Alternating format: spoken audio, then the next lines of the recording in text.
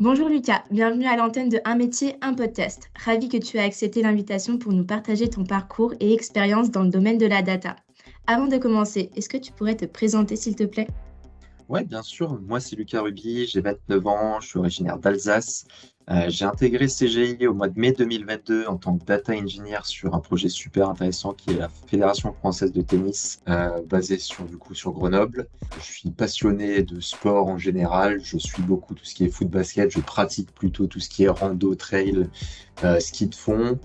Et sinon, autre grosse passion pour moi, les jeux vidéo. Et quel a été ton parcours justement avant de devenir data ingénieur, Lucas? Parcours assez long et chaotique pour faire court. Donc moi, je suis issu de Sciences Po Strasbourg avec un master 2 en stratégie finance d'entreprise. J'ai un peu galéré à la fin de ce master. Je voulais faire du contrôle de gestion, mais ça n'a pas vraiment fonctionné. Donc je me suis tourné vers des jobs alimentaires au début, donc notamment un CDD de 6 mois en tant que téléconseiller assurance. Je savais que ça allait pas vraiment me plaire, mais ça a quand même été enrichissant. Et à l'issue de ça, j'ai décidé de me reconvertir en analyse de données parce que c'était assez proche du contrôle de gestion finalement. Au début, j'ai fait ça plutôt en autodidacte avec des formations en ligne pendant les 4-5 premiers mois. Et ensuite, je me suis dit que ça suffirait sûrement pas pour un boulot et j'ai décidé de faire une formation en institut. Pendant cette formation, j'ai eu un autre contact d'une entreprise qui m'a proposé une formation de 3 mois à l'issue de laquelle je pouvais décrocher un CDI. C'était en développement logiciel C++. J'ai accepté, mais malheureusement, pleine période Covid, donc j'ai pas pu décrocher le CDI espéré.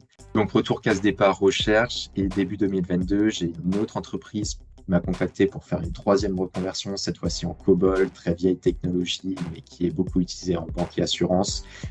Donc j'ai fait développeur analyse COBOL pendant 1 an et ensuite j'ai décidé de déménager sur Grenoble. Peu d'espoir de trouver dans l'analyse de données, je dois l'avouer, parce que j'avais jamais eu d'expérience professionnelle et pourtant CGI m'a contacté suite à consultation de mon profil LinkedIn pour me proposer un poste en analyse de données. Donc moi j'ai sauté dessus, l'entretien s'est super bien passé et donc j'ai pu intégrer CGI. Waouh, bah quel beau parcours. Et est-ce que le domaine de la data t'a toujours intéressé? Ouais, c'est quelque chose qui m'a toujours passionné.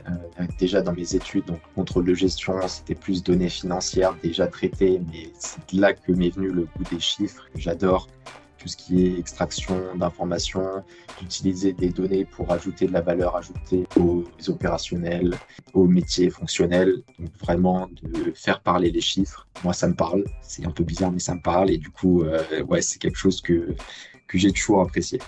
Et c'est chouette. Et justement, comment dans tes missions, tu accompagnes tes clients dans le quotidien? Alors pour la FFT, on a un projet qui s'appelle le Socle Data où on agrège des données de différentes sources. Donc, ça peut être de la billetterie, des données fédérales type licence club ou terrain, des données type boutique. Et du coup, ça permet d'avoir tout ça dans un seul et même endroit qui va nous permettre de créer des analyses qui recoupent plusieurs de ces domaines. Et comment CGI ou justement tes managers t'accompagnent dans ta progression, dans ta montée en compétences, etc.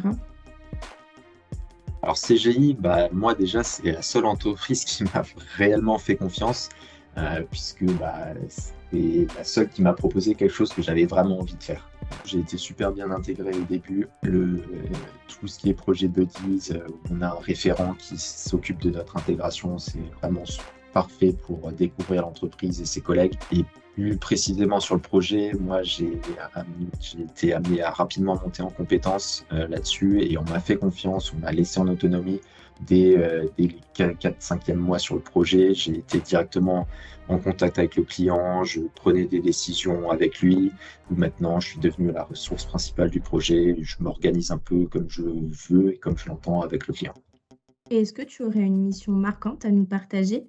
Dans le cadre du projet avec la Fédé, ce qui est super intéressant, c'est que c'est assez cyclique. Du coup, le cœur de l'activité, on va dire que c'est pendant les tournois. À ce moment-là, on est un peu sous pression et il faut que les données soient disponibles et justes le plus rapidement possible pour que les opérationnels en pleine période de tournoi sachent combien de billets sont vendus ou des choses comme ça.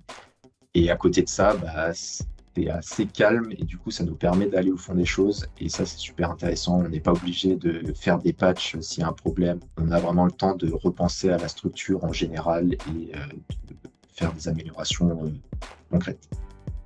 Ça a l'air super intéressant. Et pour aller un peu plus loin, est-ce que tu pourrais nous partager une petite anecdote? Ah, c'est une anecdote directement liée au projet. Moi, je suis arrivé sur le projet, on était en pleine période de Roland-Garros, vers la fin du tournoi.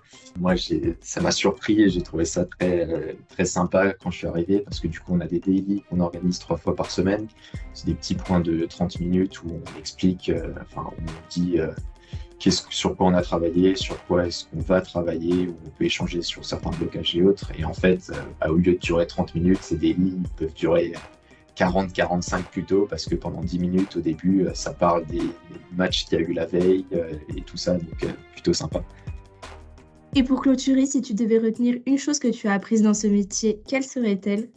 Je pense qu'il faut pas avoir peur de proposer des choses. Moi, ça faisait pas très longtemps que j'étais sur le projet et dans l'entreprise et avec peu d'expérience. Et pourtant, c'est bien de questionner un peu le fonctionnement. Pourquoi telle technologie plutôt qu'une telle, pourquoi tel fonctionnement plutôt qu'un tel. Ça permet de proposer un nouvel œil sur les projets en cours qui peuvent avoir quelques années déjà d'existence et du coup de challenger un peu tout ça. Et je pense pas qu'il y ait de bonnes ou de mauvaises idées. Et ça permet peut-être de détecter des évolutions qui pourraient être bénéfiques au projet.